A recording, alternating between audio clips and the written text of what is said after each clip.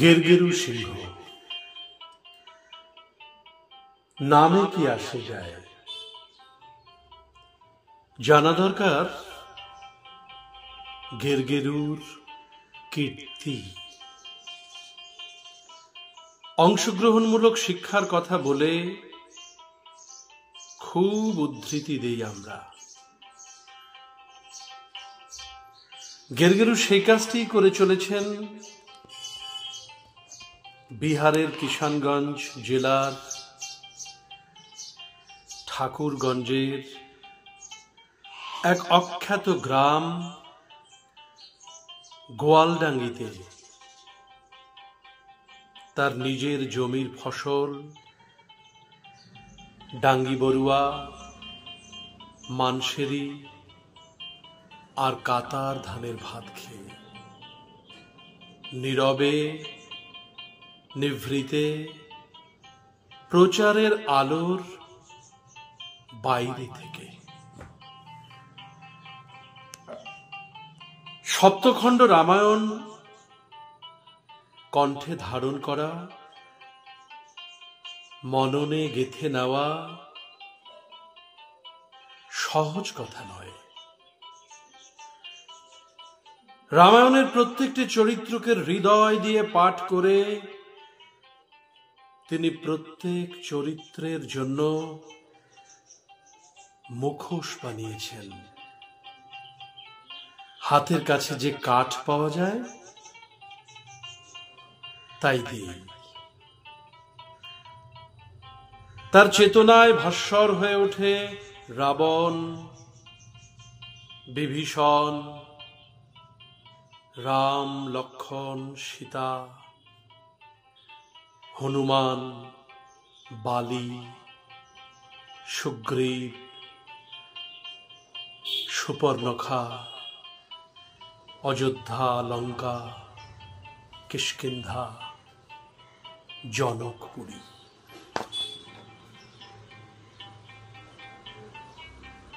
1995 সালে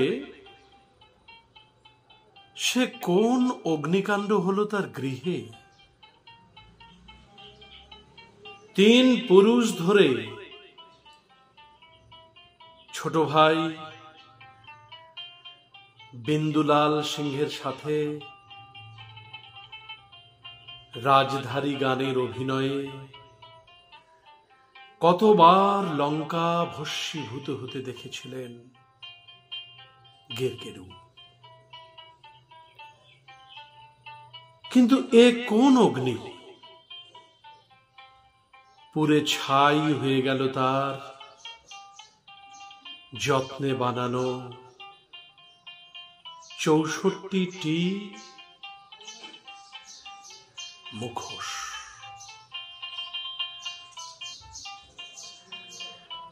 হে রাম,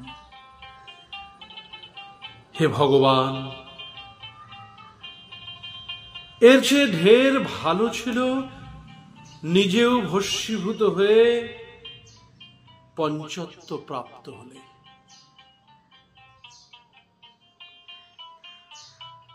আবার নতুন করে কাঠ জোগাড় করে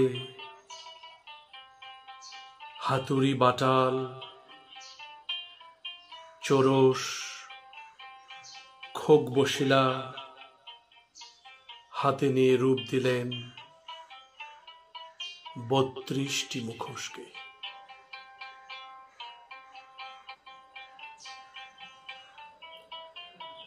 রামগান রাজধানীর পালাকে বাঁচিয়ে রেখে বিহার, বাংলা ও নেপালের মানুষের মনে রামায়ণের কাহিনী প্রচার করে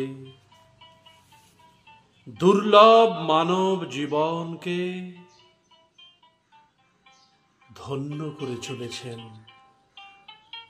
গেরগেরু সিংহ। গেরগেরু শুধু রামায়ণের বিভিন্ন চরিত্রের মুখোশ বানিয়েই নিজের প্রতিভাকে সীমিত রাখেননি। প্রাণের সুর, ভাওয়াইয়ার আশ্রয়, দোতরা যন্ত্রটিও বানিয়েছেন নিজের হাতেই।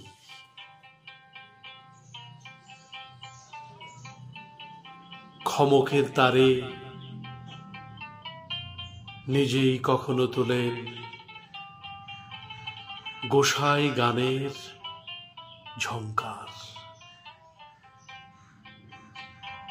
সে খমকটিও নিজেই বানিয়েছেন গেরগেরু সিংহ পরম আদরে।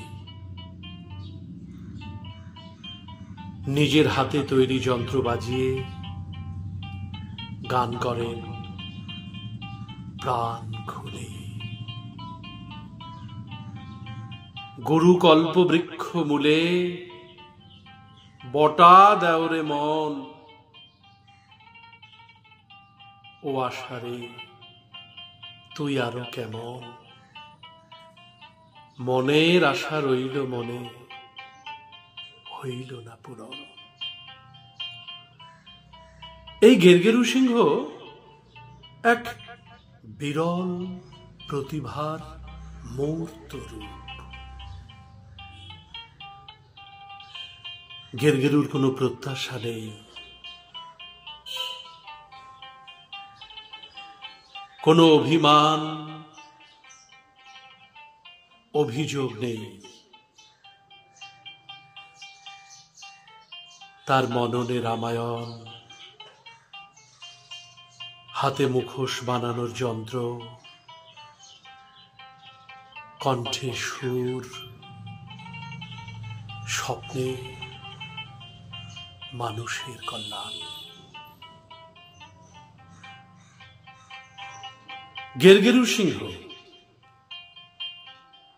বিহার প্রদেশের গোয়ালডাঙ্গির পথে পথে হেঁটে বেড়ানো